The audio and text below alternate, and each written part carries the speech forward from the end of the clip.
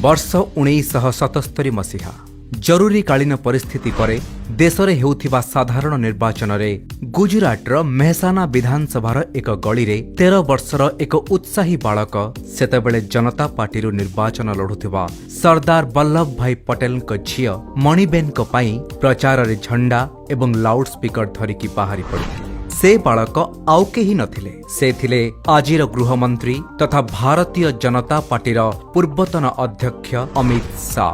लोकतंत्र उपरे विश्वास, देशभक्तिर भावना, राष्ट्रवादी विचार, जनसेवा प्रति ध्येय अमित शाह मनरे बाल्यकालरू थिला।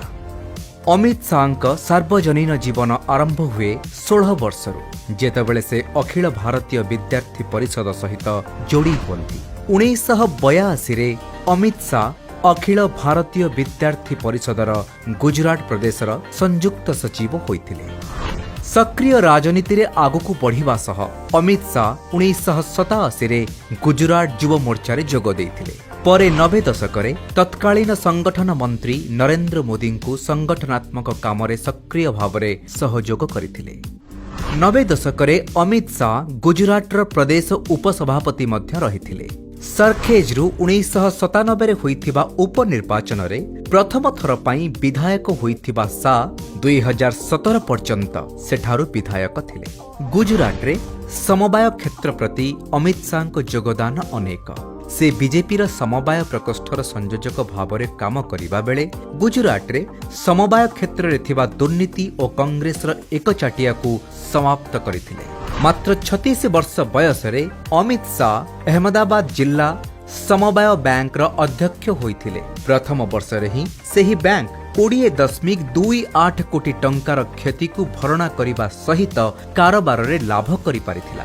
सेथिपाई प्रधानमंत्री मोदी जेतेबेले प्रथम थर पाई समवाय मंत्रणालय खोलिले अमित शाह को एहार प्रथम मंत्री भावरे दायित्व देइथिले।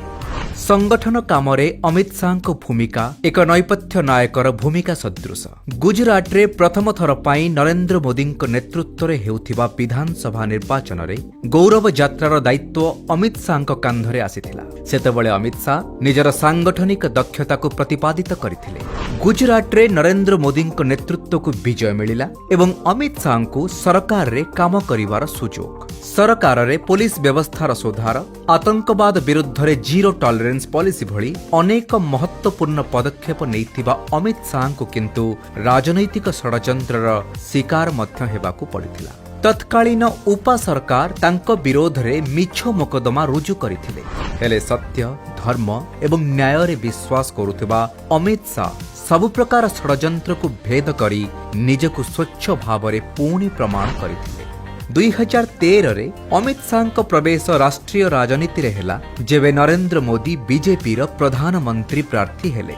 अमित शाह बीजेपी रो राष्ट्रीय साधारण संपादक हेले। यूपी भली राज्यर दायित्व तांको कांधरे रहिला। नरेंद्र मोदींकर लोकप्रियता को आधार करी बीजेपी को जो सफलता मिलिथिला ताहाकु संगठन विस्तारर माध्यम करी अमित शाह दल रे 11 कोटी सदस्य करी बीजेपी को दुनियार सबुठारु बड़ राजनैतिक दल बनैतेले।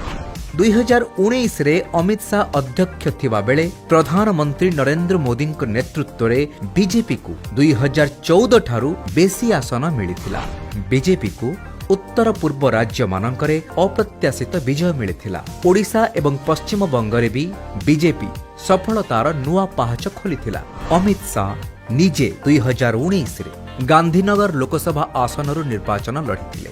सेही आसनरु पाखापाखी 70% भोट पाइबा सहित 5,57,000 भोटर व्यवधान रे निकटतम प्रतिद्वंदी को हराइथिले। प्रधानमंत्री नरेंद्र मोदी नेतृत्व रे होइथिबा धारा 370 रो उच्छेद, नागरिकता संशोधन आईन आनिबा, उत्तर पूर्व रे सीमा विवादर समाधान, आंतरीण विवादर स्थायी समाधान रे अमित शाह को भूमिका बहुत गुरुत्वपूर्ण थिला।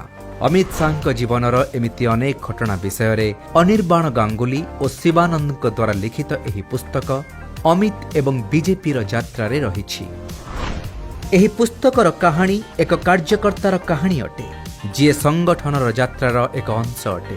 संगठनर यात्रा रे ही तांकर यात्रा निहित अछि। दलर कामरे तांकर काम निहित अछि। ତାଙ୍କର ବିଚାରରେ ଦଳର ବିଚାର ନିହିତ ଅଛି।